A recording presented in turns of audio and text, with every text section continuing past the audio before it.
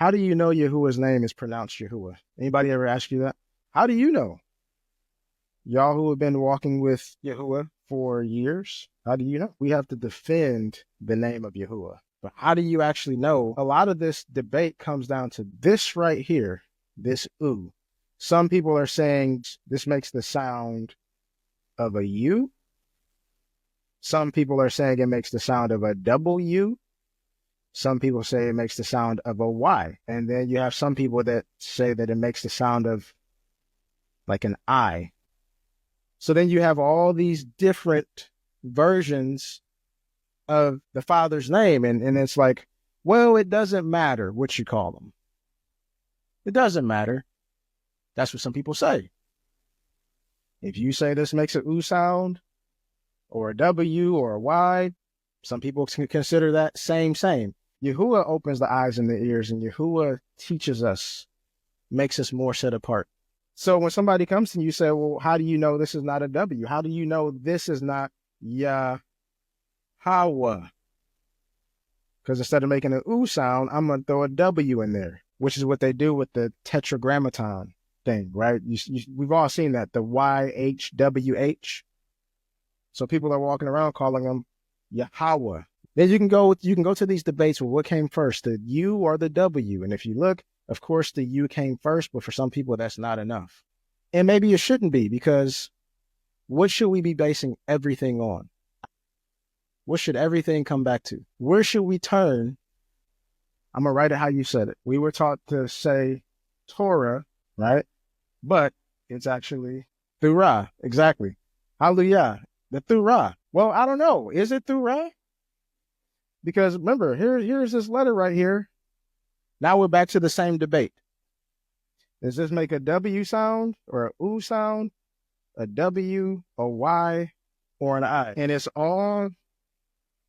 the debate is all coming from, primarily, it's coming from this letter right here. So we're going to figure out if Yahuwah's name is pronounced Yahuwah by using Thurah, the oo, this fork in the road, so to speak. Because everybody, at some point, when it comes to defending Yahuwah, his name, we all come to a fork in the road where we have to say, this is his name. But what does this stand for? What does the oo do?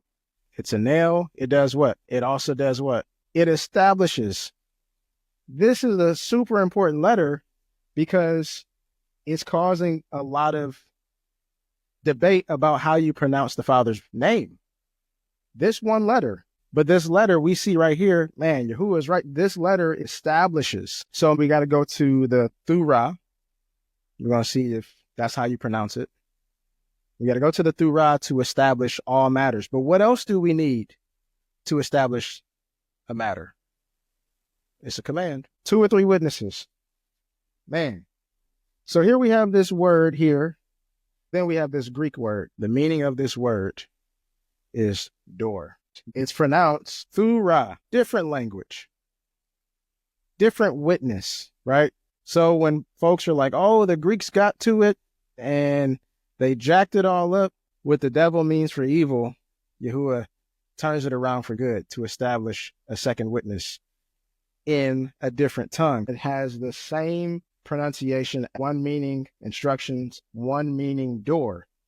This is 2 witnesses. When Yahushua said, I am the door, he wasn't speaking in the Greek, but they translated it into the Greek, and they would write it as saying, he said, I am the Thurah. He is the Thurah. He's the bread that came out of the Shamim. He's the living word. He is literally the Thurah. He is the door. He is the Thurah. These are 2 witnesses that match, because this Thurah is supposed to be affixed to what? You remember? On the doorposts of your house and on your gates. Dabarim, chapter 6. Yahuwah is just using the Greek as a second witness. By the mouth of 2 or 3 witnesses, the Thurah is the door is the Thurah. Yahuwah confirms it in both the Hebrew and the Greek. This pronunciation of this word Thurah, the oo, which establishes, makes a oo sound. Not a W, not a Y. So if you say Torah, there's no O. They're saying, we're going to take this out and we're going to start calling it Torah. So take out what establishes, because this letter establishes, and we're going to throw something in there so that now you say Torah. Torah is something different. Thurah is the law. It's the command. It's the instructions. This Thurah in the Greek is the door that they translated. Different language, but man, Yahuwah is using two different languages to bear witness.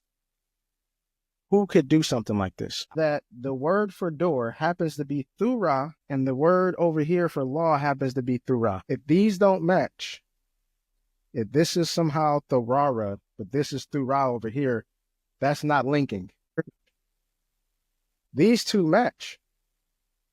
And they have to. We say Thurah because when we say Thurah, man, we're bearing witness to Yahuwah's commands, and we're bearing witness to Yahushua, who is the living word, and he is the door to everlasting life. Yahuwah said he was going to place his name on one of the tribes, and there we would enter. So when we go to the name Yehuda, the tribe of Yehuda, this Dalet, this is the door. Yahushua said, I am the door. This is Yahushua, placed inside the name of Yahuwah.